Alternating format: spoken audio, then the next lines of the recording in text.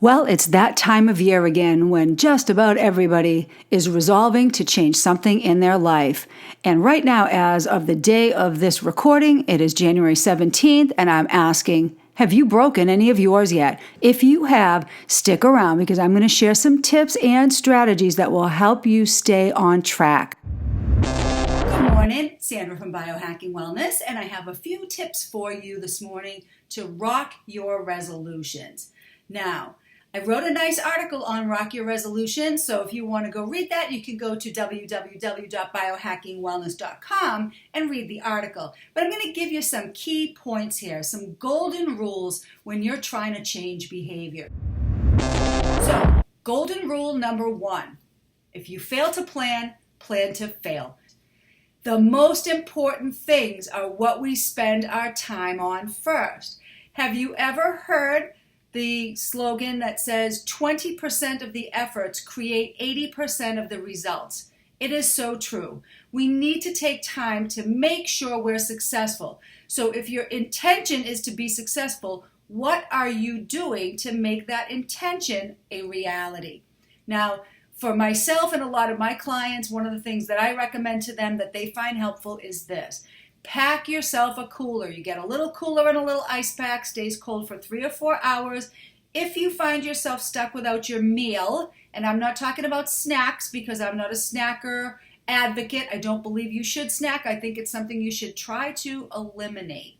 But if it's a meal time and you're hungry, then some chicken, some hummus and some vegetable sticks, any kind of protein or fat. It could even be something like almond butter and a couple carrot sticks, or almond butter and a spoon, but something that's going to provide you some protein and some fats to keep your energy steady until you can get to the proper meal is going to be helpful. It's not granola bars or biscuits or crackers. That is not something we want to be doing in the middle of the day. So it needs to be smart, and it needs to go along with the cause. It needs to go along with trying to eat more whole, real foods, because the challenge that you face in trying, once you succeed, you've succeeded. You'll not go back to old habits because you put these into place. So first things first, if you fail to plan, plan to fail.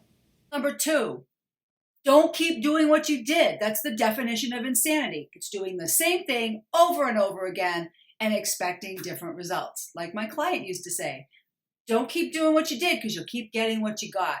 There are no truer words spoken. In the 30 years that I've been counseling people, I get a lot of this. Well, I just went back on Weight Watchers again. I'm a lifetime member, you know. Really? How many times have you done Weight Watchers? Oh, I do it every year. I've done it 30 or 40 times. Why? Why would you need to keep going back to something that is not working for you? Do something different.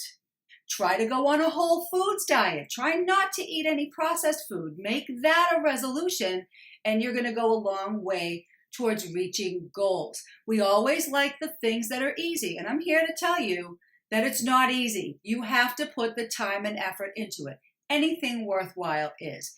If you feel like you have to snack, let's use the example of in front of the TV. If you feel like you have to snack in front of the TV, that's a habit. So how do you train yourself to break a habit like that? Well, here's a few suggestions that I've used with clients that they find works well. Here's a few. The first one is turn off the TV. When you get the urge to snack, you turn that TV right off. You've got to sit there for 5 minutes without turning on the TV, without moving. You just sit there. Do you still want that snack? Is it as appealing as it was before? It might be, but if it is, then make a rule. The rule is, if I want a snack while I'm in front of the TV, and I'm not an advocate of snacking, you've heard me say that, snacking is not good, it will defeat your best efforts. But if you're feeling like you need to snack, then you have to create a rule around it. Here are some rules that have worked for some of my clients. You can get as creative as you like. They go in the closet in the dark and eat the snack. You're trying to pair an incompatible behavior or an undesired behavior with the snack, because right now in your head There's a wonderful association with TV and snacking. That's got to be broken. The other thing you could do is you would have to take the snack outside and eat it.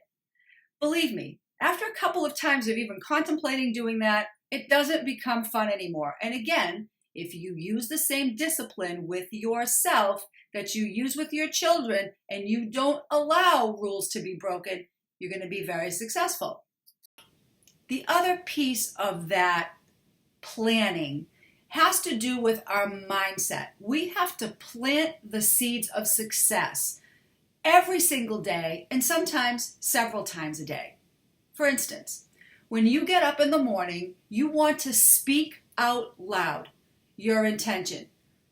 Why is that so important to say it out loud? Because you hear it in your own ear. It's in your voice. That becomes the little voice in your head.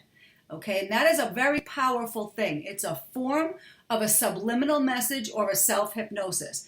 It saved my life when I was going through my process, and I lost about 88 pounds back a while ago, but that's what I did. It was very, very successful for me. It's a great tool. We use it all the time in cognitive behavior therapy. So golden rule number 3 is have a plan. Make a hard and fast rule for the trap of snacking. Now, something else we use in cognitive behavior therapy is called the HALT acronym, and it stands for hungry, angry, lonely, and tired. And those are typically the 4 times when we will deviate from our plan and let ourselves fall into the trap. So don't let yourself fall into the trap. Have a plan. Write it down. Speak it. Let it go in your ear. And after you do that a few times, play it out. Play it out in your head as if it were a scene from a movie. I'm going to encounter this. This is how I'm going to react. And this beautiful positive outcome is what I can expect to get as my reward. So that's how we need to look at things in order to help make those changes. Okay, so golden rule number 3, make a plan for the HALT acronym. So, number 1, fail to plan, you will plan to fail. Number 2, keep doing what you did, and you're going to keep getting what you got. And number 3's golden rule is make a plan for that HALT acronym, that hungry, angry, lonely, tired, feeling that you are going to do something that you really don't want to do. I hope these were very useful strategies for you. As crazy as they might sound, put them into place and rock your resolutions in 2016. This is Sandra Miller. Have a great day.